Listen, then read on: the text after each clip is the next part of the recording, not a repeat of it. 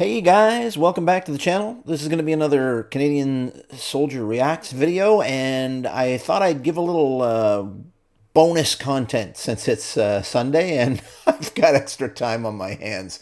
So I was looking around and I found something on Exercise Pacific Krukree, which is the Royal Gurkha Rifles, British Army. And since we've done a couple of these before, I'd on the training and selection, I'd like to see something from the actual regiment. So let's get into it.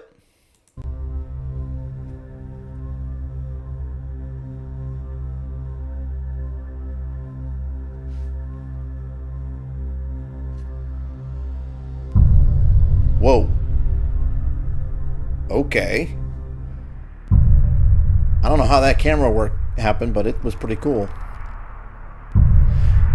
So it was always my understanding, and I don't know, I could be wrong here, right? Because this is all rumor and stuff, but it was always my understanding that they weren't allowed to draw the Krukree unless they drew blood. Now that could just be soldiers' folklore, who knows? But the having it the Krukree out just, I don't know, surprises me.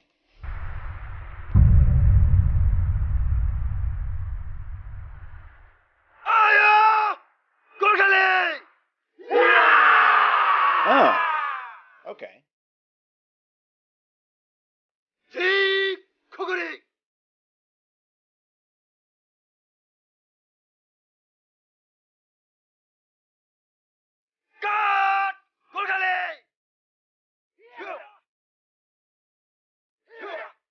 Okay, so this is a kata. So this is essentially a martial arts kata for the Krukree. I mean, you got to learn how to use it somehow, right?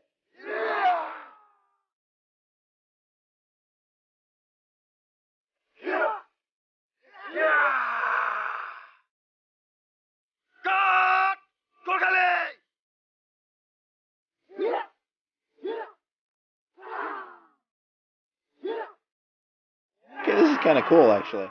I like it.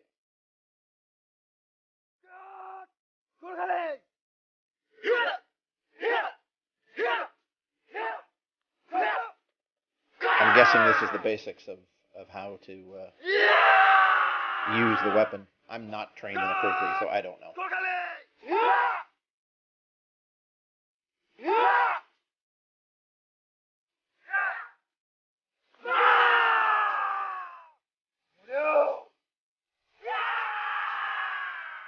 Okay, that's kind of cool.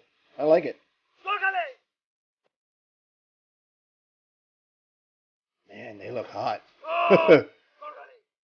Sweat pouring down them. Okay, that was pretty cool. I like that. Oh, dude. I am Rifleman Mijan Gurung from C Company, the 1st Battalion of the Royal Gurkha Rifles, and I am the youngest rifleman of my company. Right now, we are in Australia for the Exercise Pacific Krukree 2023. This exercise is to work with the Australian Defence Force and the US Marines to know how they operate, to share each other tactics in the conventional war and it's really important actually to work with other units, other countries to see how everybody works and to be able to work in conjunction with each other, because you know when it's time to go to war, kind of important. Looking at this, obviously that's his BFA on his 7.62 there, but this is interesting. Oh my lord. Okay, so this is the same thing as RC6. I'm noticing all the weapons are very, very similar now. There's a quick change barrel on these things.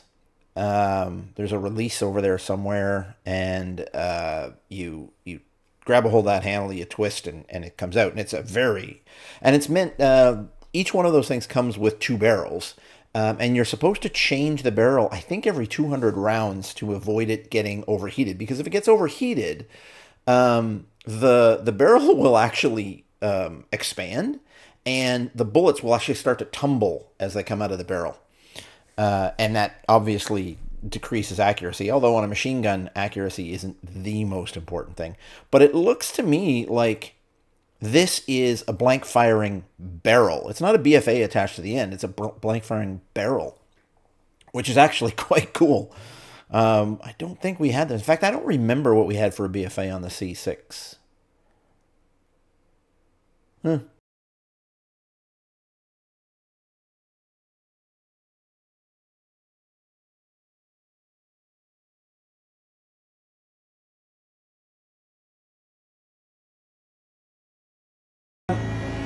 I've noticed that the civilians really like to show the Fibula training. I guess it looks a lot cooler.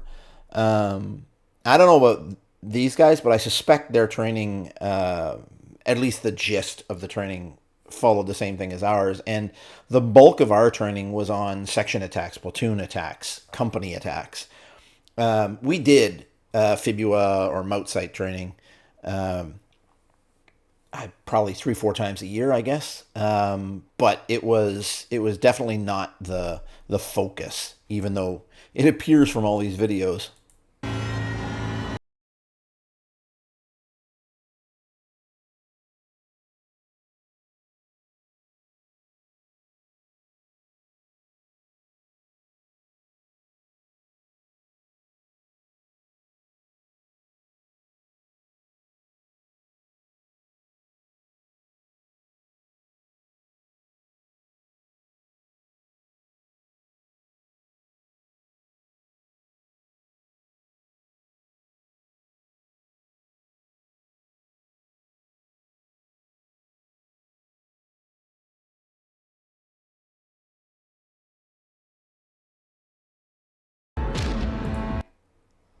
What is that?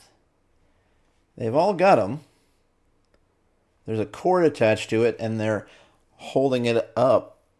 If you know what that is, I have no idea what that is. Let me know down in the comments below. It almost looks like some sort of a charge of some kind, but I don't know. We know how they operate in the water, We did a lot of that in Zodiacs. how they operate in the jungle. We have done the blank firing and the live firing with the section platoon up to the company level. Okay, yeah. So same thing. They do same focus that we had.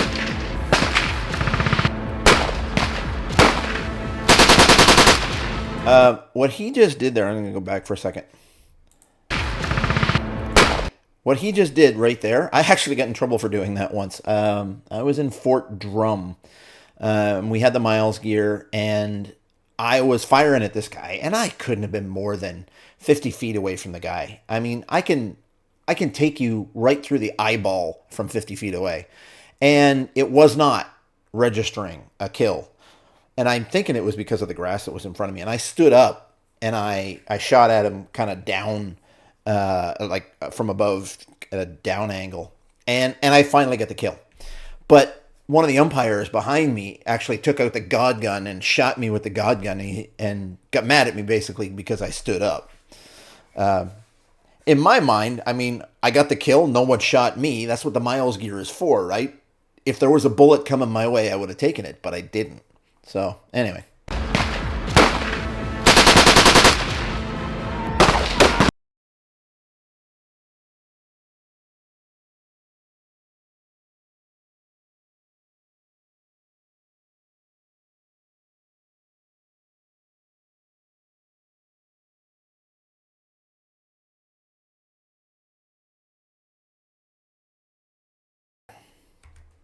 Okay, so he's got what looks to be the equivalent of a C7A2, but he's got a larger sight. Now, whether that's a higher power sight or whether there's some night vision in that, I'm not sure.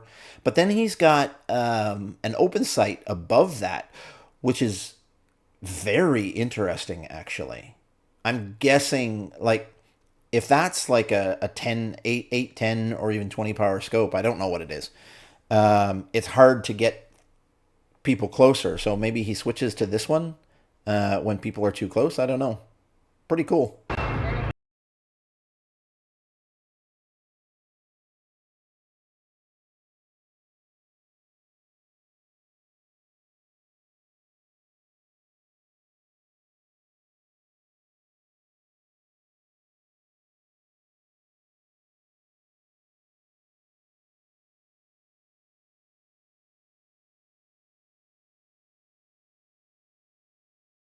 fire teams.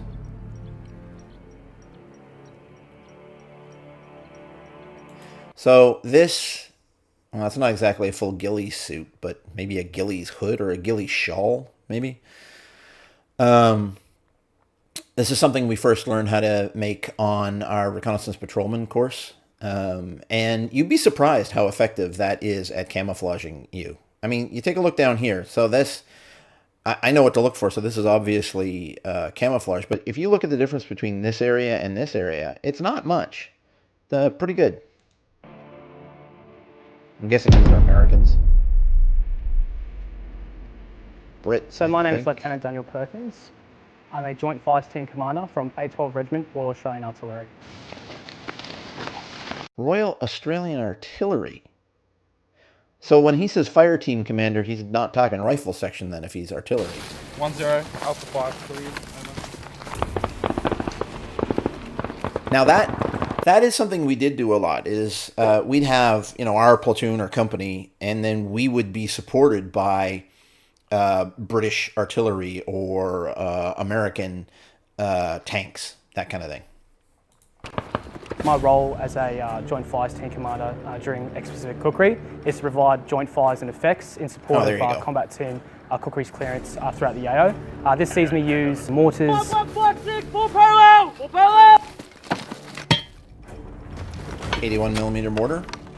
Use that a lot. What's two? Three! Away! It's actually a nice weapon.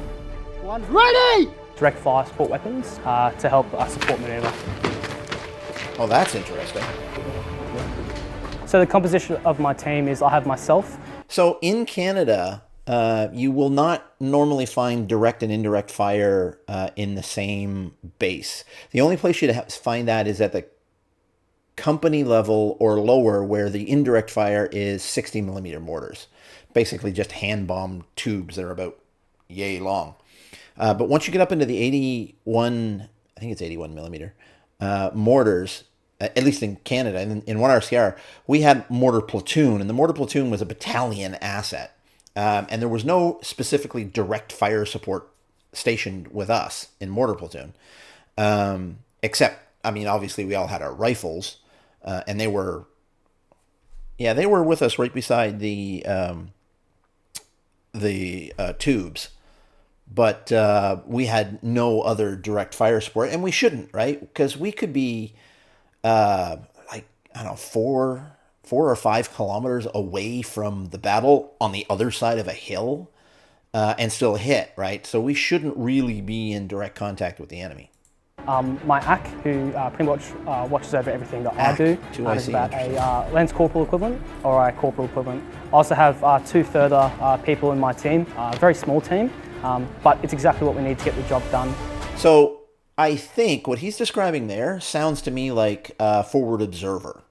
So a forward observer team in Canada is generally 2 people. They might have a couple more, like for security, but they want to be stealthy, and they're going to go out ahead. So like I said, the mortars 3.5 or 3.75 kilometers. I can't remember exactly what they are. That's about the range that they have.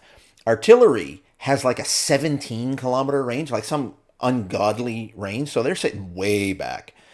And these guys are going to go up. They're going to sneak in while the infantry company is fighting down below, sweeping through whatever it is.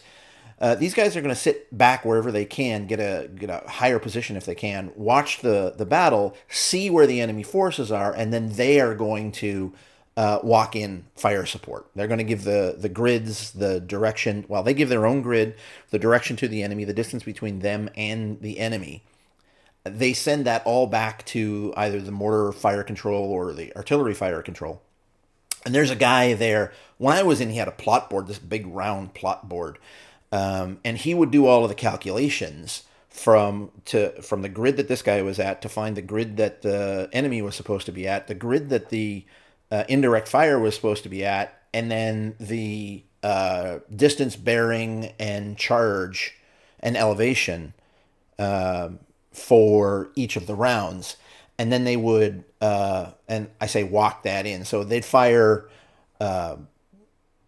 1 or 2 or 3 or 4 rounds, not a lot, to see where they land, and then they get correction from the forward observer, and they would drop that on. They would do that 1 or 2 or 3 times, whatever it needed, in order to get it close enough to the enemy, and then they'd call fire for effect, and then all 16 tubes, or whatever the artillery had, would just open up and drop hell on these guys. How the process works for my role is that I'll acquire a target and I'll gain process through my ground commander, gather his intent and what to do, and then that'll get processed into firing data, which I pass on to the joint fires. Oh wow! Coordination. You get a little handy. 115. That's nice. And from there, they'll distribute that fires to surface-to-surface assets, being US sensing mortars, in order to enable that strike to occur. Yeah, so basically the same thing. Why is he putting dirt on top of the base plate? Fun meter. I mean, that's funny, but I'm surprised they allow them to put that on their helmets. We were not allowed to have anything like that on our kit anywhere.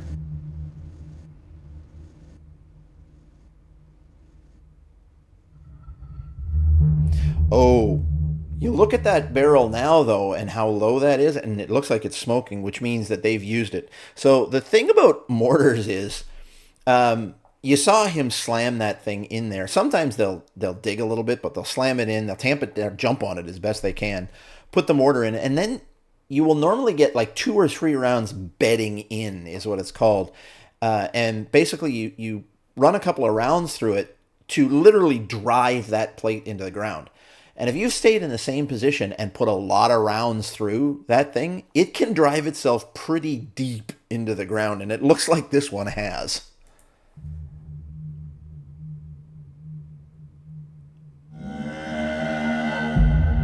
Oh, it looks like they might have dug this one in. Yeah, you see that? You saw the dirt My name's jump Corporal out of there? Sam Concialdi. I'm with 3rd Battalion, 1st Marines. So this is an American corporal, equivalent to a Canadian corporal or My a role British as lance the corporal. section leader for my mortar section is I'll receive the order from the Australian Joint Fires team, or whether it's an American team or a Gurkha team. And I work with my FDC, which is my Fire Direction Center, to turn that location data or target data into firing data. Then I give it to the gun line. The fact that they got computers now is fantastic. 1136. 3 charge 3. I think we had to actually During this put our exercise, hand main on the bottom of focus the is barrel. integrating with the Australians and when the we did Gurkhas. Really trying to work towards like a one team kind of attitude. We do things a lot different sometimes. Some things we do are similar. So really our main goal is just building a good relationship with the Australians and the Gurkhas. Yeah, when you first meet the guys, it takes a little bit, but the thing is, everyone there is professional. Everyone wants to do a good job. Well, I say everyone. There's always some assholes. But for the most part, everyone there is professional, wants to do a good job. And, you know, at least in all the exercises I was on, it worked reasonably well. And trying to work together as best we can.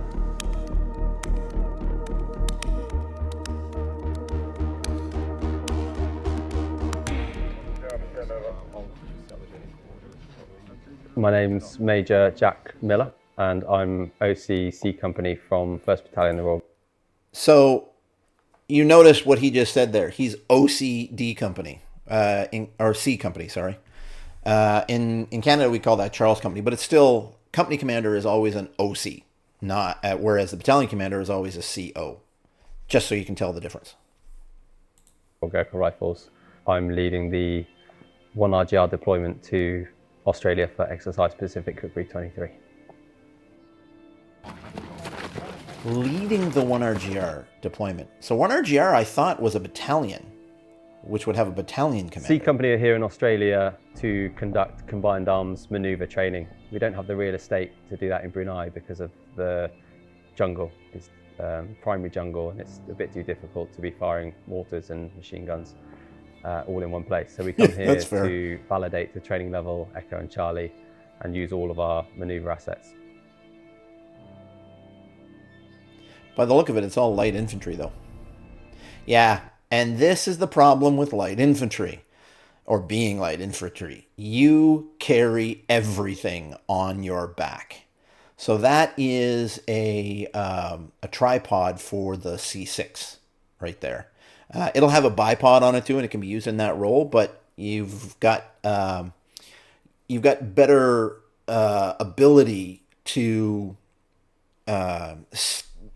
identify your targets or your vectors or your lanes, whatever it is, and actually run out stakes. We would run out stakes out in front of the GPMG or the C6, so that when fire support was called for, it was much easier to get it on target. You didn't actually have to see where you're firing, and you just have to know which fire stake essentially was called for, and you would just swing over that stake and you would start firing.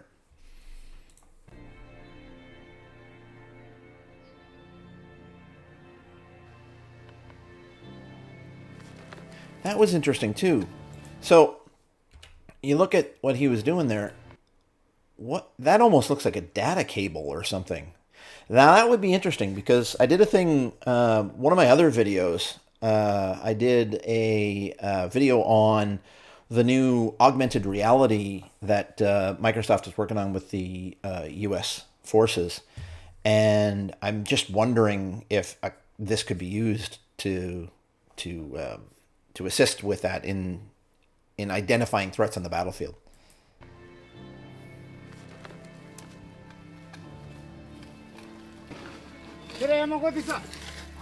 So we're using Mount Bundy training area in the Northern Territories in Australia, I think outback.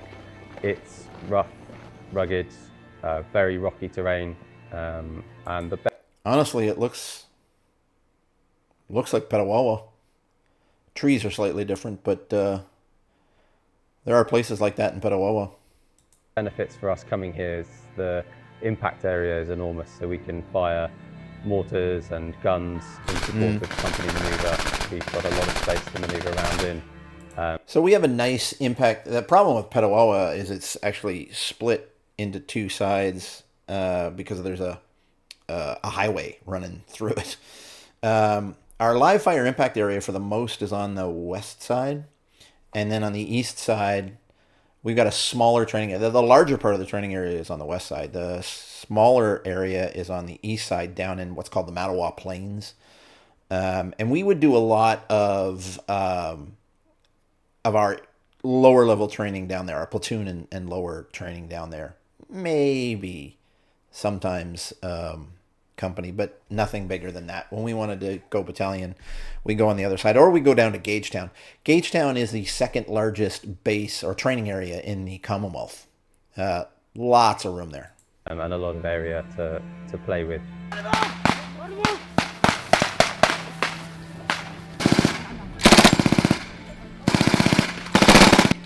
Looked like blanks. Whoa. That's some cam. Looks pretty good.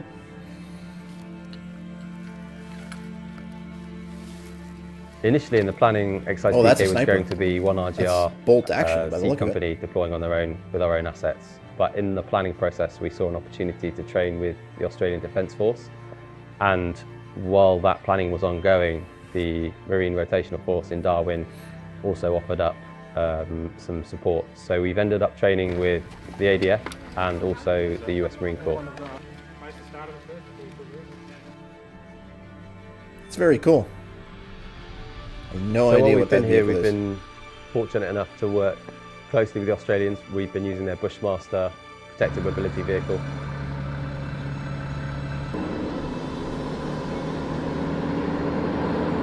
And they've also offered up their Zodiac craft, which is a RIB. We did a lot of Zodiac training. So we've done some full mission profile work, inserting by boat, and then using the Bushmasters throughout the exercise.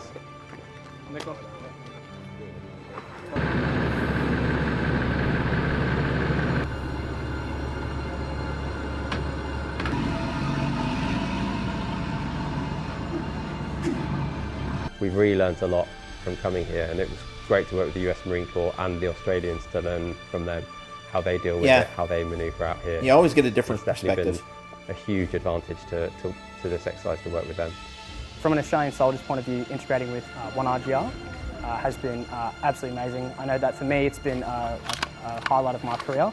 I know that from the perspective of my soldiers, they definitely look towards the RGR and they definitely see the hard work that they do. Yeah, okay, that's just Hollywood they're stuff. very privileged. No We're one very does that. privileged, to have been part of this exercise. I would describe the Gurkhas as, they definitely don't talk too much. They're pretty to themselves, but they're real cool guys. You got to be around them a little bit. And I'm definitely excited to see how they do things and work with them throughout the rest of this exercise. I think I'm unbelievably proud because every single person deployed in this exercise has grafted from start to finish and worked so hard, both in training and out of training, to learn, be better soldiers and to mix with our counterparts here. But I also think that for me personally, there's no greater privilege than commanding Gurkha soldiers and to get to do a combined arms exercise with 2 other nations, live and blank, overseas for 6 weeks and test 6 weeks, nice. Doctrine, themes and trends is unbelievable and it's unparalleled. So I feel so lucky to have been given the opportunity, and I'm also unbelievably proud of the effort that everyone's put in. Well, that looks like it. We're at the end of the video. It looks really interesting. The one thing that I will just go back to, let me see if I can find it quickly.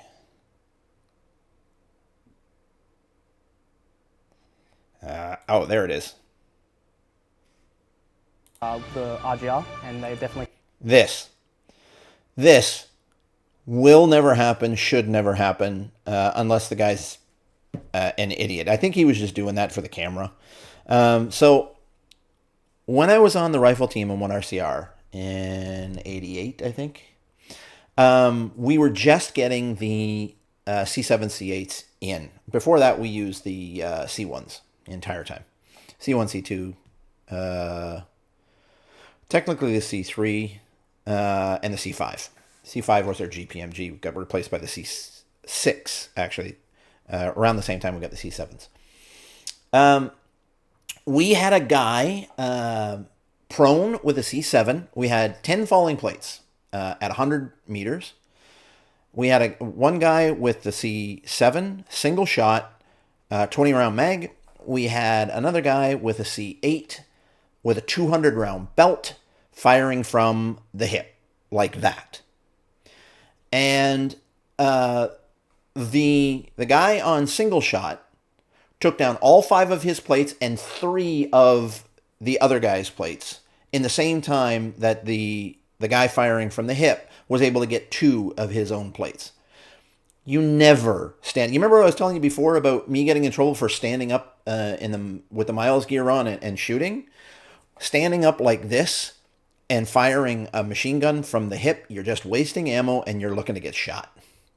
So I'm guessing the only reason that he did this was for the camera, because I just would never do that. But having said that, the rest of this, quite cool. I mean, I still have a lot of respect for the Gurkhas. Their training seems to be pretty hardcore, very similar to what we did, to be honest. But they're one of Britain's elite units for a reason. So I'm glad to have been able to see this and to see the integration between the Australians, the Brits, and the Americans. So thanks for watching, guys. If you like the video, please leave a like down below. Subscribe to the channel if you haven't already. And I'll see you on the next one. Bye.